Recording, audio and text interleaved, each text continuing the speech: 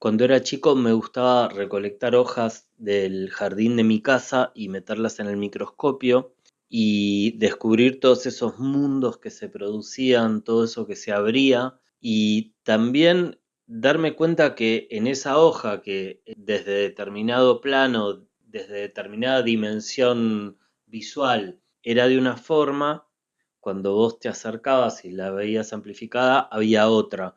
O sea que en cada mundo que vemos hay un montón de otros mundos que están ahí escondidos, listos para desplegarse, si estamos dispuestos a mirar. Hoy vamos a hablar de redescubrir el mundo, de explorar, de desarrollar nuevas miradas, de la curiosidad y de todo lo que expande nuestra mente. Tener inquietudes es lo contrario a estar quieto.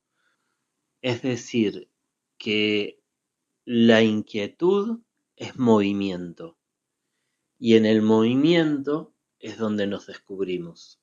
Me parece que acá aparece la importancia de ir descubriendo el mundo versus dar el mundo por hecho. El mundo ya está ahí, listo, es así como me cuentan.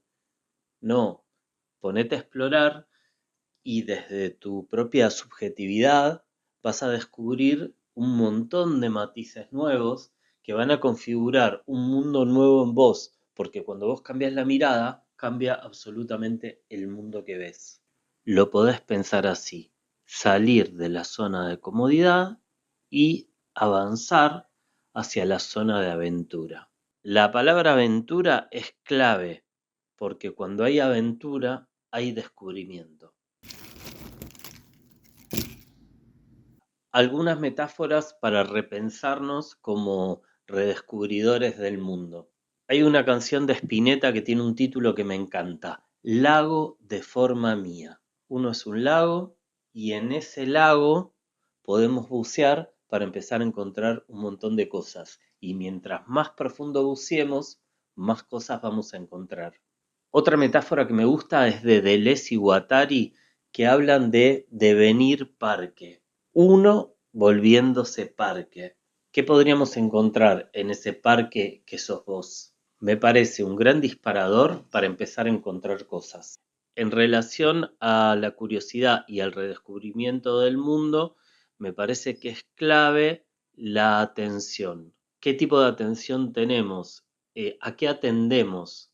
La atención se va automatizando y vamos mirando siempre las mismas cosas, prestamos atención a las mismas señales.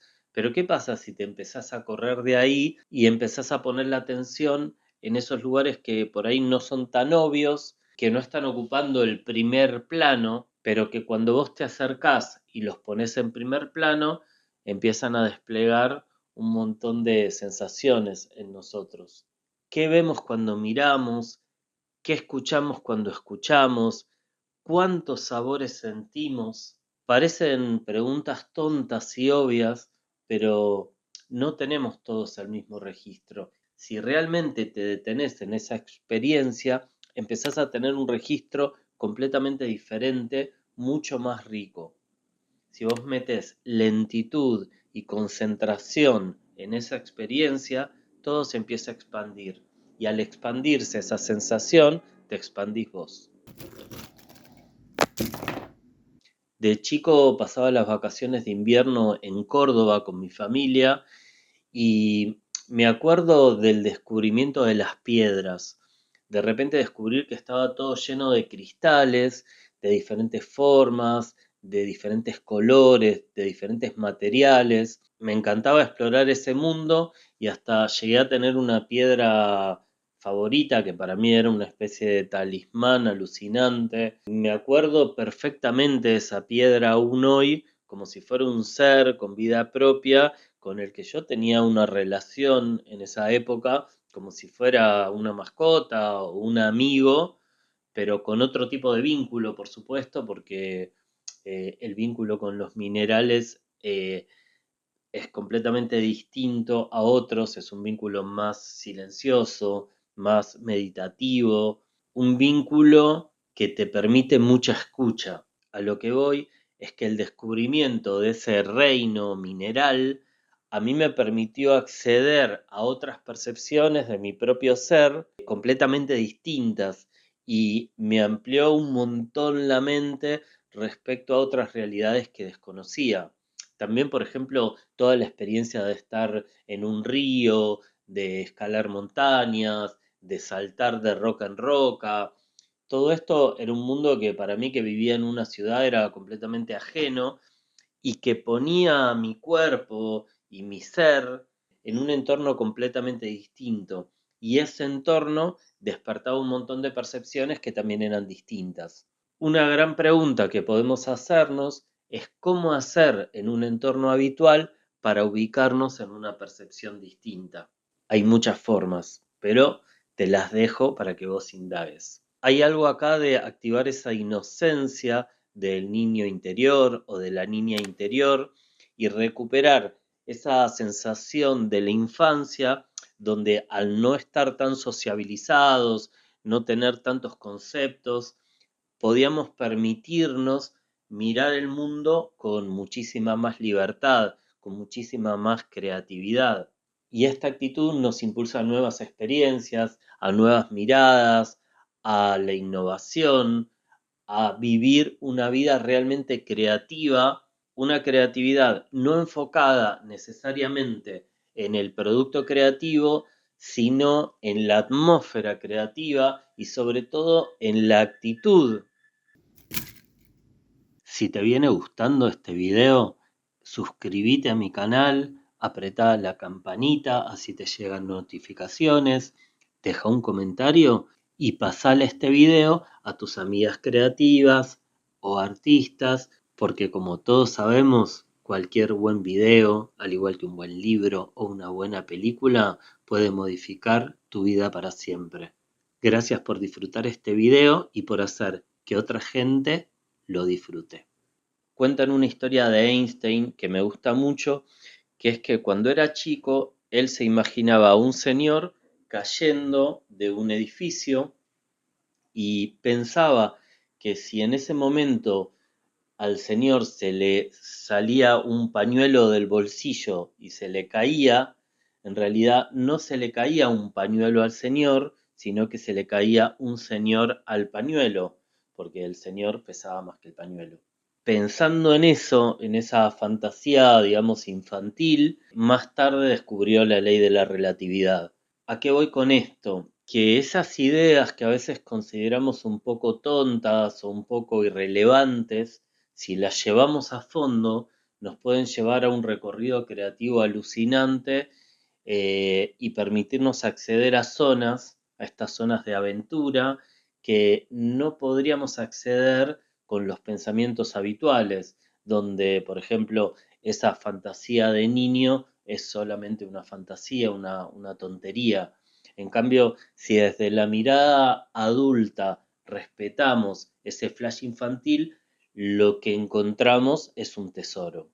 Hablando de salud de la psique, si nos concentramos en una mente activa y atenta y enfocada en descubrir, automáticamente la ansiedad y el estrés descienden. ¿Por qué? Porque estamos en el presente y estamos activando un montón de zonas que potencian las ganas de nuestro ser de disfrutar.